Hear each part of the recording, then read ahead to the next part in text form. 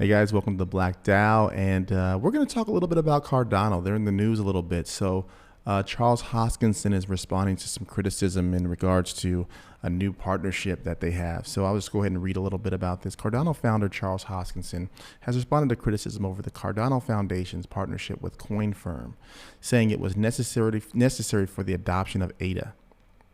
The Cardano Foundation announced its partnership with the blockchain analytics provider on Tuesday, which will see CoinFirm's analytics being utilized to ensure compliance with frameworks such as the 6th Anti-Money Laundering Directive and Financial Actions Task Force guidelines. The tools and services provided by CoinFirm enables every exchange custodian and all other third parties to clearly track the history of ADA held in their wallet, the announcement read. So why is this important? Well, to me, I think it goes into kind of the whole thing around cryptocurrency. I'm all for, complying with your local laws, but a lot of these kind of things is no one's addressing the fact that what does this mean for the individual? So with these different laws, you can think about this in the context of, yes, in the United States, things are more on the up and up than in other places around the world. But one of the issues within the United States that we have is that when we are forced to give our information over to specific entities around KML or know your customer information, is that we don't have that ability to have recourse against the organization because of the way the legal system works to get restitution for an amount that is actually justified for losing our information or compromising our information. So imagine having to give your information in the form of KYC to an entity as we kind of move forward, and then that entity gets hacked and all of your personal information is now public.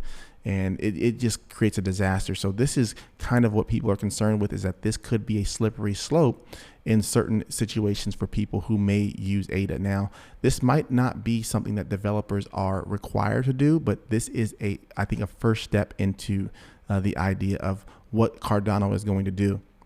Now, I think that a lot of people within Cardano, there might be a mix of people, but I think that there are a lot of people who are looking for, how can this project go up? How can it get more value? And how can I make more money?